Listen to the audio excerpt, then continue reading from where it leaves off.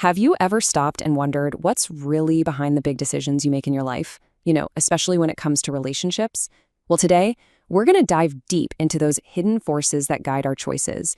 We're talking about an internal map that can lead us toward an amazing connection, or sometimes a whole lot of misunderstanding.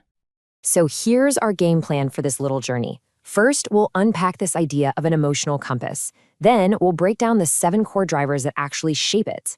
After that, we'll get practical and look at a real case study, see what happens when these drivers clash. And finally, and this is the best part, we'll explore how you can use all this knowledge to build way stronger connections. So, let's just start with the big question right out of the gate. What truly shapes your choices?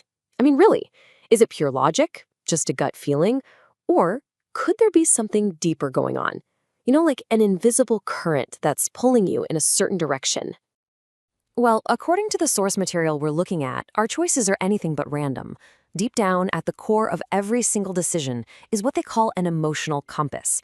Think of it like this. It's a set of deep-rooted values that's constantly, and often without you even realizing it, guiding you towards certain people and priorities, and at the same time steering you away from others.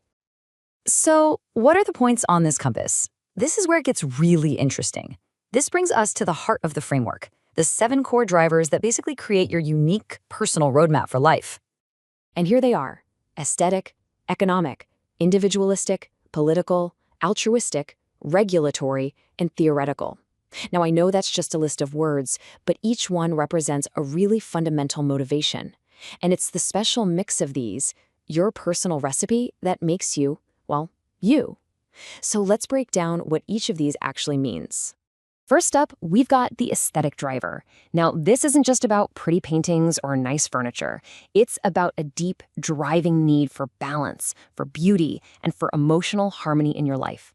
If this is a strong one for you, you probably feel your best in peaceful environments, you crave genuine emotional connections, and you actively run away from chaos and high-pressure drama.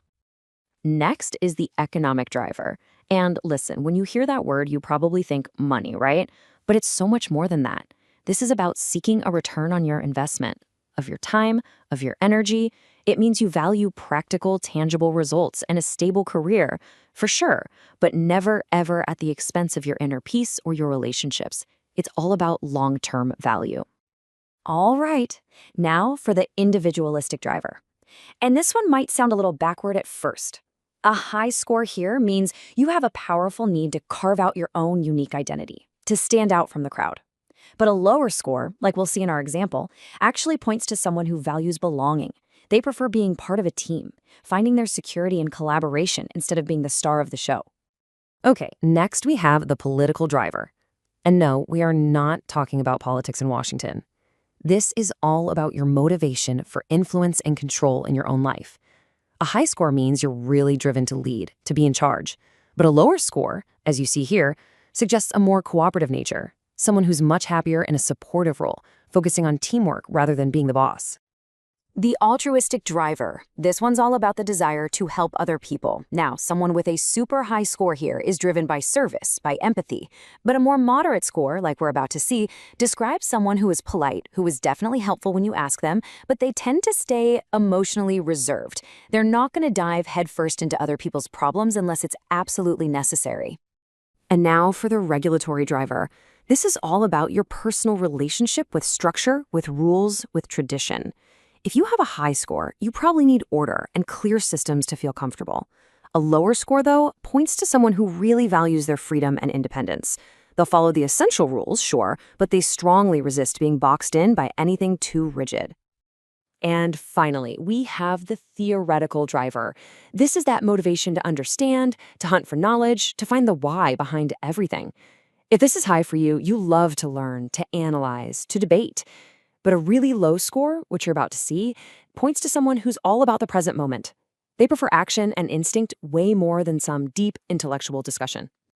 Okay, theory is great and all, but let's see how this stuff actually works in the real world. We're going to take a look at a case study from the source material for a guy named Prasad Rathod. This is going to make all these abstract ideas feel really, really real. Okay, so take a look at this. What's so amazing about this chart is how it gives us this instant snapshot of Prasad's inner world. You can literally see his unique motivational signature.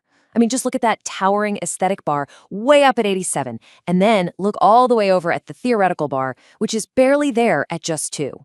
This one image tells us a huge story about what makes this guy tick. And this slide just nails that contrast perfectly. His highest driver, aesthetic, means that he is deeply, deeply motivated by emotional harmony and balance. His entire world is shaped by how things feel. And then, in stark contrast, his lowest driver, theoretical, shows he's pretty much completely checked out from analysis and logic. He favors instinct and action over learning and theory. It's a huge difference. So this is the million-dollar question, right? What happens when two people with really different maps try to build a life together? Well, this is where we run into what the source calls friction.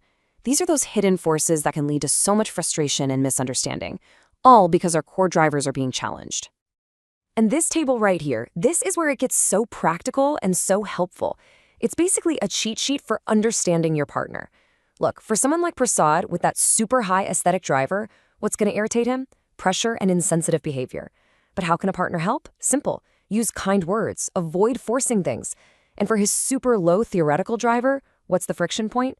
Being pushed to understand too much. The solution? Focus on sharing moments together, not on deep theories. It's really about learning to speak your partner's motivational language. And that brings us to the most important part of all of this: how to use this understanding to actually chart a path together. This isn't about diagnosing what's wrong. It's about building a bridge that leads you away from conflict and toward a much, much deeper connection. And this is the key takeaway. It's so important. The goal is not to find your motivational twin. That's not what real compatibility is. It isn't about being exactly the same. It's about finding someone who understands your map, who respects it, and who is committed to walking right beside you, even when your internal compasses are pointing in slightly different directions. What this framework does is it gives couples a whole new language to ask better questions.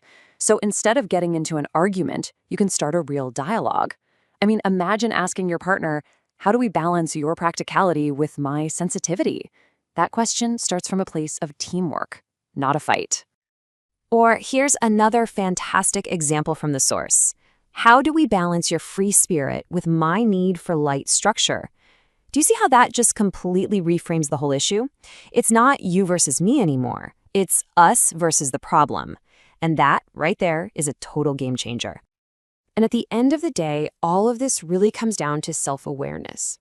When you truly get a handle on your own emotional compass, what lights you up and what totally drains you, you are so much better equipped to build a relationship with someone who truly gets you. You know, this quote from the source material just sums it all up so perfectly. The journey within before the journey together. It's just a beautiful reminder that understanding yourself is maybe the greatest gift you can ever bring to a partnership. So we'll end by turning the question back over to you. After hearing about all 7 of these drivers, which one really jumped out at you? What do you think your strongest driver is? And how do you see it shaping the world you build for yourself and for the people you love?